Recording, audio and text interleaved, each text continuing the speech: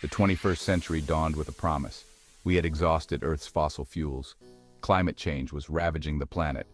Then came the discovery of helium-3, a rare isotope abundant on the moon.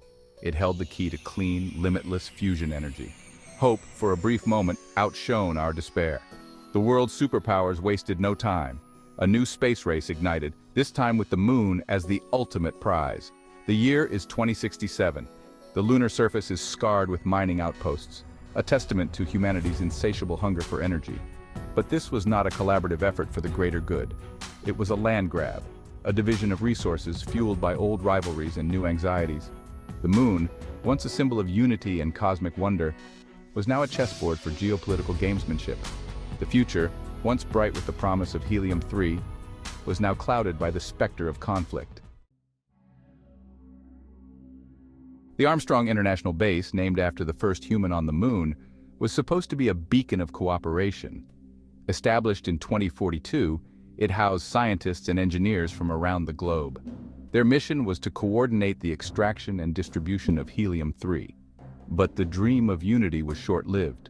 The European Union, the Asian Federation, and the United Americas, the three superpowers of this era, soon carved up the moon into zones of influence. Each nation laid claim to vast stretches of lunar territory, rich in helium-3 deposits. The Armstrong Base, once a symbol of international collaboration, was now a fractured microcosm of Earth's political landscape. Tensions ran high. Suspicion poisoned every interaction. Accusations of treaty violations and espionage became commonplace. The lunar surface, once pristine and untouched, was now scarred not just by mining operations, but by the invisible lines of territorial ambition. The stage was set for conflict. The question wasn't if, but when. As tensions escalated between the superpowers, a new faction emerged from the shadows, the Free Pioneers. They were a motley crew of miners, explorers, and idealists. Many were descendants of the original colonists who had braved the journey to the moon in the early days. They yearned for a different future, one free from Earth's control. The Free Pioneers rejected the division of the moon by Earth's governments. They believed that the lunar surface and its resources belonged to all humanity. They established hidden settlements in the labyrinthine network of lunar tunnels, remnants of ancient lava flows that honeycombed the moon's subsurface. These tunnels provided protection from the harsh lunar environment and the prying eyes of the superpowers. The pioneers were not soldiers. They were survivors, driven by a love for the moon and a fierce desire for independence. They were a thorn in the side of the superpowers, a constant reminder that the lunar frontier was not easily tamed. Their emergence added another layer of complexity to the already volatile situation on the moon.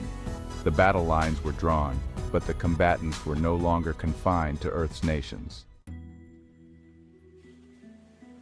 Warfare on the moon was a strange and terrifying affair.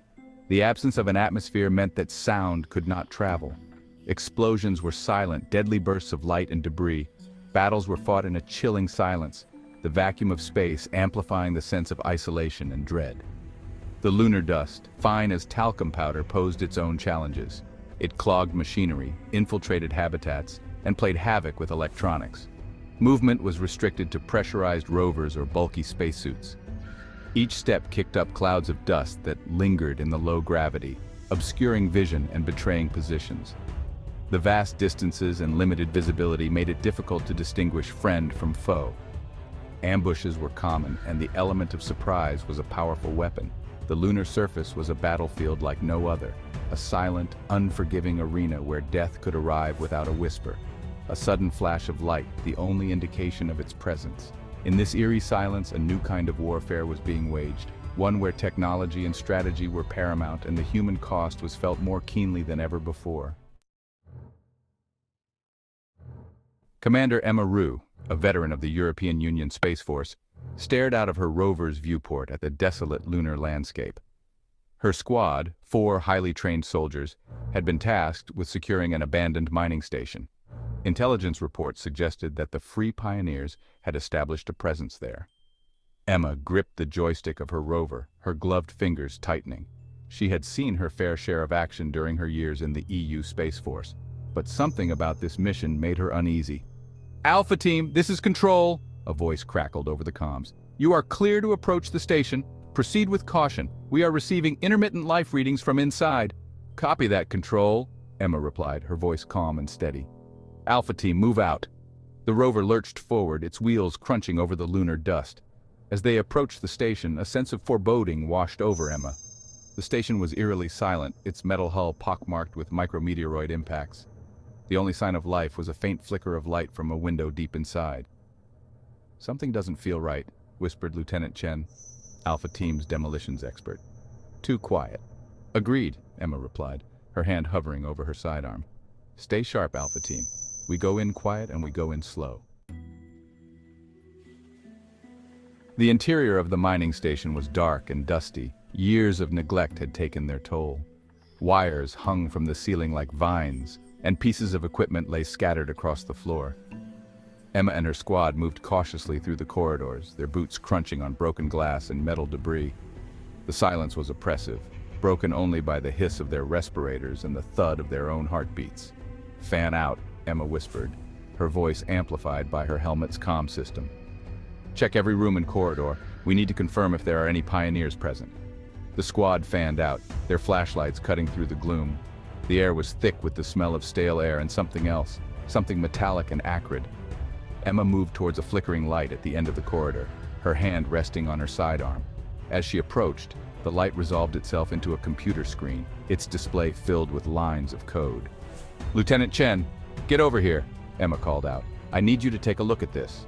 Chen hurried over, his boots echoing in the silence. He examined the computer screen, his brow furrowed in concentration.